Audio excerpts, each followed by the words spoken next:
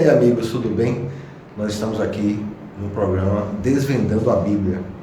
Hoje nós temos um convidado muito especial, o professor Josias Alves, ele que é formado em Teologia e Filosofia, e ele vai tirar algumas dúvidas da gente sobre a Bíblia.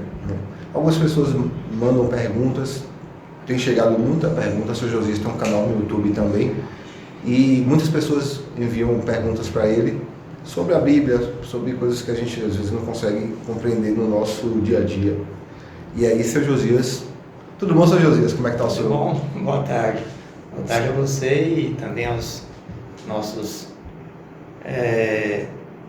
ouvintes também, que às vezes alguém só ouve, mas também os nossos, digamos assim, seguidores, né? Isso aí. Que estão assim, talvez tenham uma dúvida, então pode fazer a pergunta que nós estamos respondendo aqui, dentro da maneira do possível.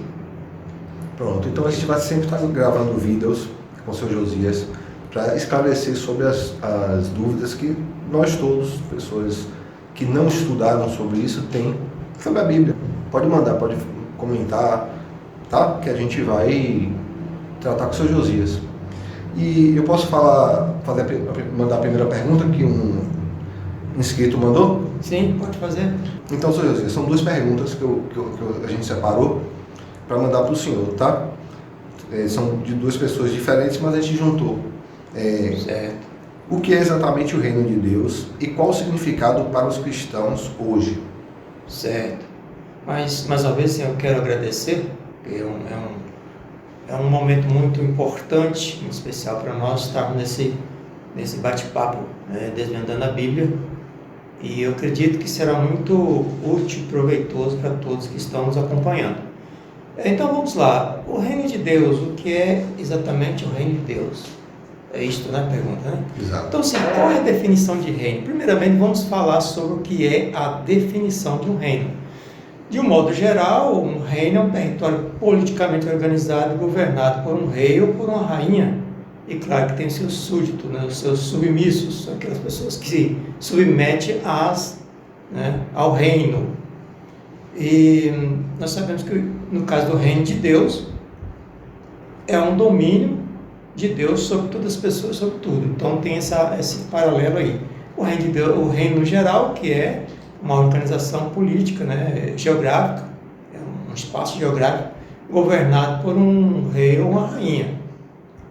E o reino de Deus é, no caso, um reino mais para o lado espiritual. Porém, tem as questões do Antigo Testamento, onde as pessoas entendiam o reino de Deus como um governo, representado por um governo mesmo, que o reino de Deus, no caso do época de Israel, era um governo que se chama teocrático. Vamos falar um pouquinho mais dele. Teocrático quer dizer, é um reino de Deus governado por um homem, ou seja, representado por um rei ou por um homem. É um projeto perfeito, preparado, planejado por Deus para a humanidade. Nós sabemos que Deus planejou tudo, conforme nós não vamos ficar assim, olhando, conferindo muitos versículos bíblicos devido ao tempo, mas se alguém quiser, pode fazer um outro estudo mostrando os versículos. Se alguém tiver alguma dúvida, ficar com alguma dúvida, pode fazer de novo outras perguntas dentro desse próprio assunto. Mas nós sabemos que desde Gênesis, nós percebemos ali como Deus preparou. A palavra ali no início da Bíblia, no hebraico, é Bereshit. E essa palavra tem uma importância muito grande, porque dentro dessa palavra é formada por três palavras que são juntas no hebraico, que é traduzida como no princípio. E ali, dentro dessa palavra, está embutido ali que antes de Deus fazer tudo, Ele planejou, Ele pensou, Ele arquitetou. Então, da melhor maneira possível. Nós percebemos quando o engenheiro vai fazer um projeto de uma casa ou qualquer uma construção, ele planeja, calcula para fazer tudo certinho, para sair tudo certinho, para não ter nenhum problema depois. Então, assim, essa própria palavra ali, para quem conhece a língua hebraica, sabe que ali dentro tem essa palavra que vai dizer isso aí, significa isso aí. Planejamento, cálculo, tudo certinho. Então, Deus planejou o seu reino para o ser humano de uma forma perfeita. E nós percebemos ali que nós vamos seguir os versículos, como eu falei, mas, como vocês podem conferir lá, Gênesis 1, depois que ele fez tudo, tudo está perfeito. Foi tudo muito bem feito, tudo está bom. E o que ele fez? Fez o ser humano imagem e semelhança dele, ou seja, com capacidade e condições para governar, para prosseguir esse projeto de Deus, do reino dele aqui na face da terra. O reino dele foi planejado não para ele estar governando lá, digamos assim, de longe do céu, mas colocou o ser humano com essa responsabilidade de continuar planejando o que vai fazer e, acima de tudo, conservando, preservando, cuidando do reino. Então ele disse lá para o ser humano dominar entre os animais, entre tudo. E o ser humano acaba talvez interpretando errado esse dominar aí, muitas vezes fala para destruir, tem a permissão para destruir tudo. Não. É conservar, é preservar, é dominar, inclusive, o próprio eu dentro do reino de Deus. Quando nós chegamos no reino, no capítulo 2, a gente percebe que Deus criou o homem, aí uma narração um pouco diferente, que também já surgiu outra pergunta, né? Por que é diferente a narração de Gênesis 1 e Gênesis 2? Tem uma diferença que nós podemos explicar depois, num outro momento. Mas nós percebemos no Gênesis 2 que Deus fez o homem e que criou um jardim e chamou o Jardim do Éden. Esse Jardim do Éden, para quem conhece a Bíblia profundamente, porque às vezes as pessoas leem por cima e não interpretam corretamente, ou nem leem corretamente a Bíblia, ou têm um entendimento não correto da Bíblia. Mas o jardim ali não significa um lugar geográfico, um lugar resumido, um quadradinho, um espaço ali pequenininho onde está um jardim. O jardim ali representa o planeta Terra, onde há um habitante. Então, para o ser humano habitar ali, o que significa Jardim do Éden? É um lugar de paz, de segurança, de tranquilidade, de harmonia, de alegria, de tudo de bom que o ser humano precisa. Então, Deus planejou o mundo, o Criador. Às vezes alguns que estão nos assistindo talvez não seja cristão, então não se chama Deus de eterno, se chama de Criador, eterno Criador, chama como quiser, mas sabemos que é um Criador que nós como cristãos chamamos de Deus. Então ele planejou tudo muito bem planejado para que o ser humano conservasse lá, inclusive no Gênesis 2, vai falar que ele colocou o homem ali para zelar, cuidar e lavrar. E ele tem todo o alimento ali, tudo que ele precisa está ali. Por isso que colocou aquelas descrições dos rios, que tem ouro, tal rio, assim, tem vários rios que passam nesse jardim. Então isso representa o mundo para nós e para o ser humano viver bem. Porém o ser humano, como Deus também estabeleceu assim, limites. Quando ele disse lá para não consumir, ou tocar, ou comer da árvore do bem e do mal, do conhecimento do bem e do mal, então era um limite que ele estava colocando. Inclusive essa árvore também tem um significado muito importante, se ela é literal ou simbólica, depois a gente pode falar sobre isso. A verdade é que Deus colocou um limite ali para que o ser humano pudesse ir até um certo ponto, mas teria que respeitar o limite estabelecido por Deus. Então, como eu estava falando, que Deus criou o Jardim do Éden, que é um lugar de tudo de bom, porém com seus limites. Tudo tem um limite, tudo tem que ser feito com ordem e com decência. O homem, claro, desobedeceu, por isso destruiu e continua destruindo o que Deus fez de perfeito. Muitas vezes nós colocamos a culpa em Deus, mas a culpa é nossa, é do ser humano. Nós colocamos às vezes a culpa no Adão e Eva. Sim. Quando se Adão, se Eva tivesse pecado, o mundo seria perfeito. Só que Adão e Eva também é uma representação. Adão e Eva está representando a humanidade, assim como o Jardim do Éden está representando o planeta Terra, Adão e Eva representa a humanidade. Inclusive a palavra lá no hebraico, Adam, no capítulo 2, quando fala Adam, significa lá no hebraico ser humano, raça humana, não um nome próprio. Existe, claro, o nome próprio de Adão, posteriormente vai falar de um nome que é próprio, mas ali significa Adam, significa humanidade ou raça humana. Fantástico. Então nós temos sim várias interpretações sobre o reino de Deus. Nós, por exemplo, pegamos a Bíblia, cada segmento religioso pode ter uma interpretação diferente. E eu quero deixar bem claro aqui que aqui nós não estamos defendendo, eu como professor de teologia e filosofia, mas aqui nesse momento mais é teologia, não estamos defendendo aqui um dogma religioso, não estamos defendendo aqui nenhuma doutrina de um segmento religioso. Então nós estamos seguindo aqui o que realmente a Bíblia nos diz. E é muito importante, quero deixar isso claro, que é muito importante nós respeitarmos o texto bíblico. Porque muitas vezes as pessoas, por falta de conhecimento, de entendimento, não respeitam o texto bíblico. Aliás, acha que está defendendo, inclusive, o texto bíblico, mas na verdade está desrespeitando o texto bíblico. É muito bom nós frisarmos isso aqui, deixar bem claro que nós temos que ter um máximo de cuidado, porque a Bíblia ela foi escrita há muito tempo, então há uma cultura diferente, há um idioma diferente. Então nós, para entendermos melhor a Bíblia, porque entender 100% ninguém consegue entender, porque a Bíblia foi transmitida oralmente durante muito tempo, então depois é que ela foi escrita de fato. Então nessa oralidade ela foi perdendo muitas informações, foi mudada algumas informações. Isto não é nenhum problema para a Bíblia, é problema às vezes para nós que acham, não, mas a Bíblia nunca foi mudada, não. Isso não é verdade. Então por isso que muitos erram, porque não tem esse entendimento. Então a Bíblia, nós estamos falando do reino de Deus, mas é bom que eu dê essa explicação aqui, para entendermos mais por que a nossa fala sobre o reino de Deus é dessa forma. Porque quando nós vamos ler um texto bíblico e interpretar, nós precisamos ter conhecimento da língua original, que talvez a maioria não tem, mas é necessário para entender corretamente a Bíblia, ou pelo menos mais próximo da verdade.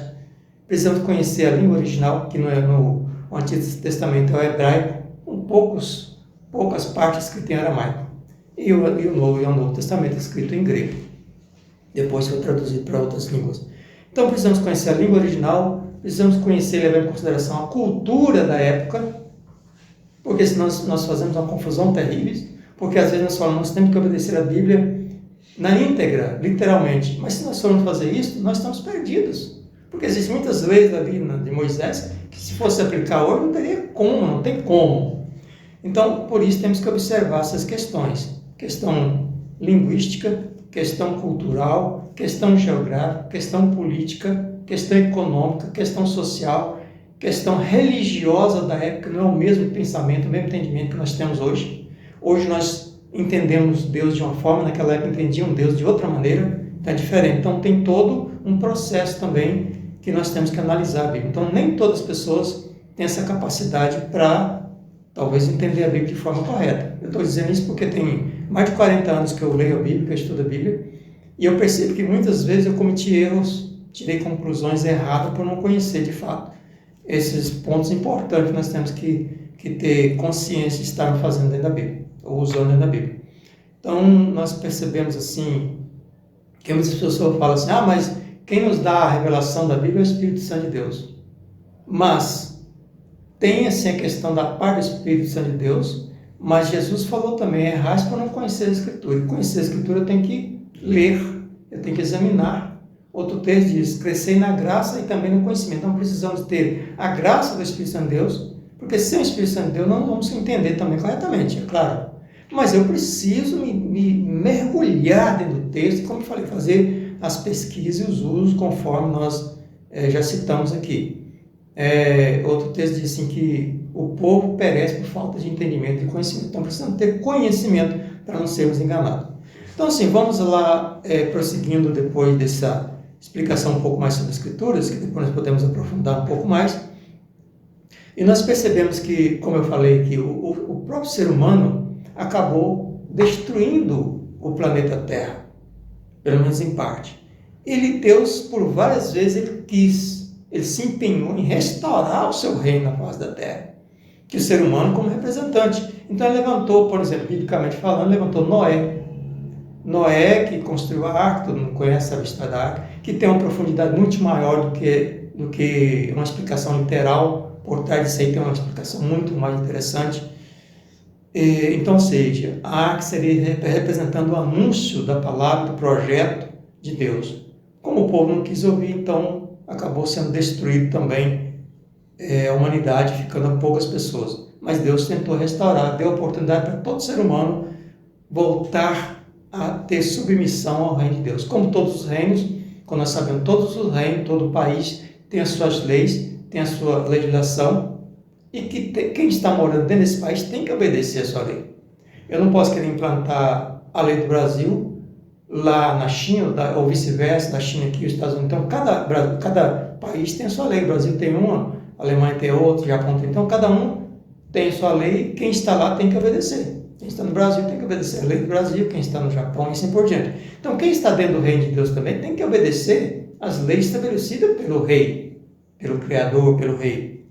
E por isso, as pessoas tiveram essa oportunidade de obedecer e colocar em prática as leis estabelecidas por Deus. Porém, desobedeceram e não quiseram aceitar quando Deus tentou restaurar o reino ali.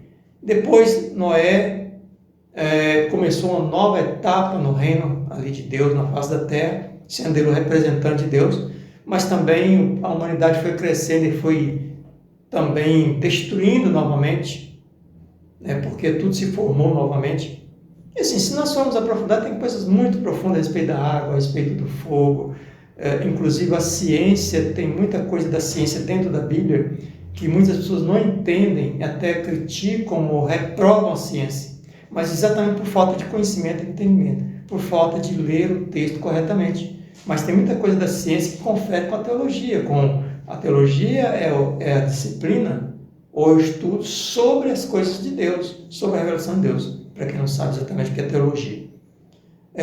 Depois Deus levantou Abraão e a sua descendência para novamente tentar restaurar, talvez de outra forma, porque quando Deus chamou Abraão, ele disse, olha, em ti todas as nações serão abençoadas, e de ti farei uma grande nação.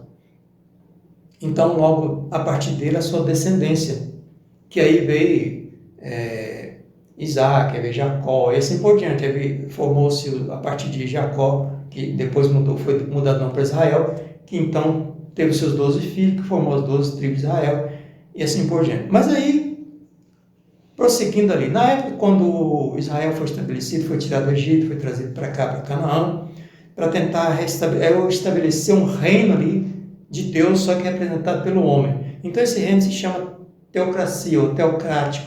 É um reino de Deus governado por um homem, ou representado por um homem. Então por isso vieram vários reis que, como quem conhece a Bíblia um pouquinho, até mesmo quem não conhece sabe, ou falar rei Saul, rei Davi, e tantos outros, Salomão que é famoso, mas tantos outros reis que surgiram. Mas a proposta de Deus para o reino de Deus, através desses próprios governos, era expandir, era para anunciar esse projeto de Deus para todas as nações da época. Porém, eles não entenderam isso. O próprio povo de Israel não entenderam isso. E não anunciaram, eles começaram a pensar que eles eram os melhores, começaram a pensar que eles eram os únicos. Aliás, até fizeram algumas barbaridades que não deveriam ter feito. Ao invés de levar o amor, ao invés de mostrar que o projeto de Deus seria um lugar de segurança, de paz, de harmonia, não começaram a se achar os melhores. Então, tanto é que foram escravizados, muitas vezes foram levados para a Babilônia, para Egito, para a Síria, e depois o Império Romano tomou conta de tudo, destruiu tudo, né?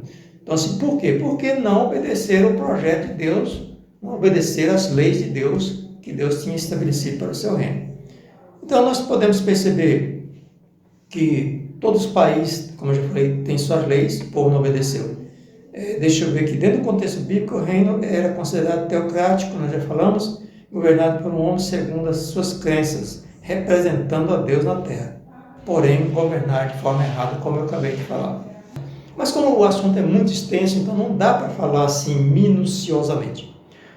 Então, como nós falamos um pouquinho sobre o projeto de Deus para a humanidade, seu reino para a humanidade lá no Antigo Testamento, chegamos ao Novo Testamento, que vamos falar do reino de Deus representado por Jesus Cristo. O povo de Israel, eles esperavam ansiosamente o Messias para restaurar o reino de Israel. Só que eles entendiam de forma errada.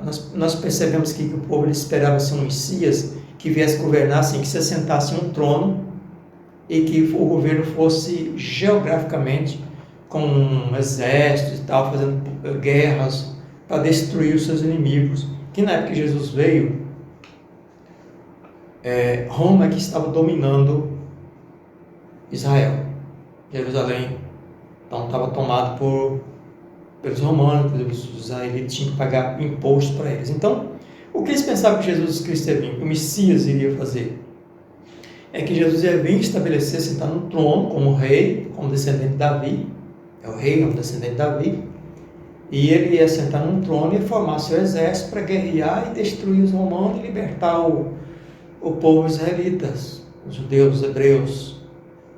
Mas só que o reino de Jesus, ele é espiritual em primeiro lugar. E nós podemos perceber que o reino de Jesus não é um reino assim, especificamente numa área reduzida, geograficamente falando, e nem assentando em um trono como os demais reis. Então nós podemos até conferir, até gostaria de ler um texto aqui, no Evangelho de Lucas, capítulo 17 e 20, que eu acredito muito importante, 17 e 20, que diz assim: interrogado pelos fariseus sobre quando viria o reino de Deus, perguntando a Jesus, quando viria esse reino de Deus que ele estava esperando, que era esse reino que Deus ia destruir todas as pessoas que eles consideravam como inimigos. E também nós podemos perceber que Jesus respondeu aqui no versículo 21, aliás, mesmo no versículo 20, não vem o reino de Deus como visível aparência. O reino de Deus não vem com visível aparência. Que ele respondeu para os fariseus que perguntaram a ele: quando é que Deus vai restaurar o seu reino aqui, para destruir os inimigos? Então assim, queria um reino com palácio, com governo, com um rei sentado no trono. Então assim, seria visível. Porque o reino de Deus, estabelecido por Jesus Cristo, a primeira coisa que ele ia fazer é uma mudança interior. Como, por exemplo, no próprio versículo 21 aqui, ele disse: olha, não vão dizer, eis aqui o reino de Deus, ou está lá o reino de Deus, porque o reino de Deus está dentro de vós, ou deveria estar dentro de vós. Então vai começar por aqui, por dentro. Não é lá por fora, não é uma questão visível. E nós podemos perceber que também em Atos capítulo 6, o próprio discípulo perguntou a Jesus, porque Jesus falou: olha, vocês vão ficar em Jerusalém até que do alto seja revestido de poder, vocês vão daqui para frente assumir o comando do reino que eu estou estabelecendo. E ali no versículo 1, aliás, no capítulo 1 de Atos, no versículo 6, os próprios discípulos perguntaram a Jesus. Então, os que estavam reunidos, que os discípulos perguntaram: Senhor, será este tempo em que restaurará o reino de Israel? Então, estava assim ansioso para que esse reino chegasse, esse reino como eu estou falando, um reino com um rei sentado no trono. Mas Jesus respondeu: olha, não vos pertence, não vos compete conhecer os tempos e as épocas do Pai. Reservou para a sua exclusiva autoridade. E aí ele diz, mas depois eu vou dar sequência no outro versículo. Então, se Jesus está mostrando para eles que isso aí não compete ao ser humano, porque a esperança ainda do ser humano, ou nesse tempo, é que um dia tudo fosse governado diretamente por Deus. Não pelo ser humano. Mas isso aí não cabia ao ser humano. Mas ele estava perguntando se seria restaurado nessa época aqui, que Jesus estava terminando o seu reinado, o seu tempo aqui como humano na face da terra. Mas Jesus Cristo, ele veio como um reino espiritual, trazendo um reino espiritual, não político geográfico, mas porém ele traz influência em todos os aspectos, e vem tratar em nossas vidas de forma diferente. E Mateus capítulo 3, versículo 2, o profeta João Batista, ele disse: olha, arrependei-vos, porque é chegado o reino dos céus. Mateus 4,17, também o próprio Jesus disse: arrependei-vos, porque está próximo, ou é chegado o reino dos céus. Depois nós temos João 3, 1 a 8, que também vai falar de nascer de novo para poder entrar no reino dos céus. E nessa palavra aqui, quando Jesus e quando o João Batista e Jesus falou arrependei-vos, a palavra no grego é metanoia. E essa palavra metanoia ela significa mudança de comportamento. Ela está traduzida como arrependei-vos, ou arrependimento. Mas ela, como no grego, o significado dela é muito mais importante, esse arrependimento aí. Não é aquele, me arrependi de ter feito isso, me arrependi de ter feito aquilo. Então, essa implantação do reino de Deus em nossas vidas é para mudar, de fato, o nosso interior, como eu já li lá em Lucas. É para mudar, primeiramente, o nosso interior. Então, a metanoia, que é a palavra que está traduzida como arrependimento, significa mudança de mente, mudança de comportamento, mudança de atitude, mudança de caráter, mudança em todos os aspectos. Então, esse reino de Deus está chegando, por que tem que arrepender para receber esse reino de Deus? Porque se nós não tivermos essa mudança dentro de nós, no nosso interior, nós não conseguimos entender o reino de Deus. E nem vamos aceitar esse reino de Deus. Foi o que aconteceu com a maioria dos judeus. Eles não aceitaram Jesus, inclusive, por que mataram Jesus? Não aceitaram Jesus como rei. Então, se não houver essa mudança dentro de nós, não adianta nós lutarmos pelo reino de Deus, porque nós não vamos conseguir entender, nem aceitar ele nas nossas vidas. Porque nós, a partir de Jesus Cristo, nós somos representantes de Deus na face da terra. Para representar esse reino na face da terra. E essa metanoia, essa mudança que tem que haver dentro de nós, nosso interior, para que nós possamos, de fato, prosseguir vivendo e vivenciando esse reino de Deus dentro de nossas vidas. Nós podemos perceber o reino de Deus estabelecido por Jesus Cristo é implantado no nosso interior, como já falamos. Ele não é feito através de comida nem bebida, conforme Romanos capítulo 14, versículo 17. Ele não é feito assim a partir de comida, coisas materiais primeiramente, mas sim das coisas espirituais. O 1 Coríntios capítulo 4, versículo 20 também diz que o reino de Deus não é feito por palavra, mas sim por poder espiritual, digamos assim. E no caso aqui, por exemplo, acima de tudo, nós podemos perceber que o reino de Deus está acima de todas as religiões, acima de tudo e de todos. Porém, é necessário que a humanidade reconheça e aceite esse reino de Deus nas suas vidas. Ele está acima de tudo, porque quando Nicodemos, um dos líderes lá de Israel, ele procurou Jesus, inclusive de noite, foi falar com Jesus sobre algumas coisas, algumas questões, e Jesus falou para ele, olha, se você não nascer de novo, você não pode ver o reino de Deus. Então precisa haver uma mudança de fato nas nossas vidas. E ele ficou assim, impressionado, mesmo sendo um mestre em Israel, ele não entendeu. Que negócio de nascer de novo? Ele pode voltar ao ventre da mãe para nascer novamente? Jesus, não, tem que nascer da água e do Espírito. Se nascer humanamente falando, naturalmente falando, vai continuar a mesma coisa. Nós precisamos nascer de novo, da água e do Espírito, é uma mudança interior que muda tudo nas nossas vidas, nosso caráter, nosso modo de pensar, nosso entendimento. Então isso é uma coisa que a religião em si deveria nos proporcionar, mas ela não consegue fazer isso. Só o Espírito Santo de Deus pode fazer isso nas nossas vidas. Então por isso que Jesus falou, se você não nascer da água e do Espírito, você não pode entrar no reino de Deus. Então a humanidade precisa aceitar de fato esse reino de Deus está dentro de nós, que precisa essa mudança interior, a mudança de pensamento e comportamento. Jesus Cristo, quando encerrou sua missão na face da terra, aqui no mundo, ele voltou ao céu, mas deixou a resposta aprender, ensine a eles tudo que eu tenho ensinado a vocês, tudo que eu tenho mandado. Marcos 16:15, ide por todo mundo e pregai o Evangelho. Atos 1:8, como eu já falei antes, ele disse assim, recebereis poder ao descer sobre vós o Espírito Santo e sereis minhas testemunhas, tanto em Jerusalém como no Judá, Samaria, até os confins da terra.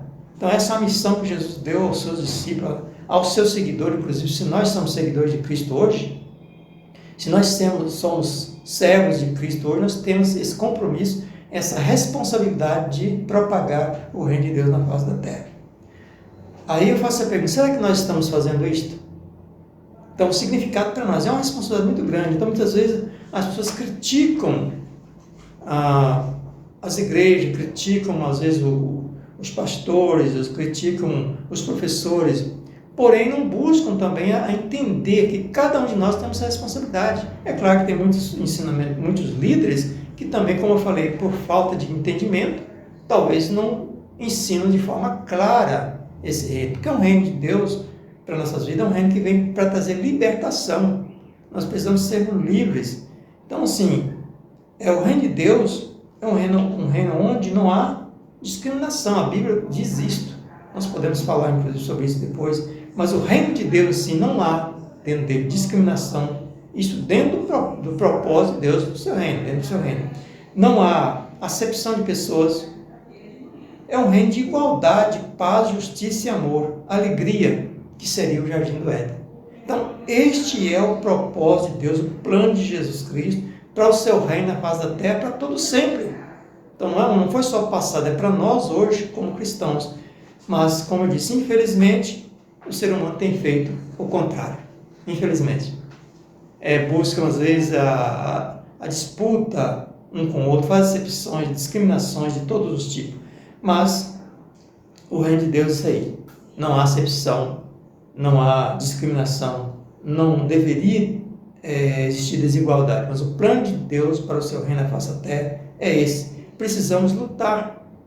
Se todos nós fizermos a nossa parte para lutar, para implantar, ou para receber e continuar prosseguindo a programação do reino de Deus, então as coisas poderiam mudar se nós fizéssemos isso. Mas como, infelizmente, nós não estamos fazendo isso. Estou falando nós como seres humanos, como humanidade. Um ou outro tem lutado para isso, mas às vezes é até mesmo debochado, discriminado por não estar seguindo o sistema do mundo e querer seguir o sistema do reino de Deus. Então gostaria que vocês fizessem suas perguntas, talvez assim algumas coisas não ficaram bem claras. No próximo bate-papo nosso, vamos adaptando algumas coisas, corrigindo algumas coisas que precisamos corrigir, como hoje é a nossa primeira apresentação, vamos adaptando, fazendo alguns reajustes para apresentar para vocês da melhor maneira possível.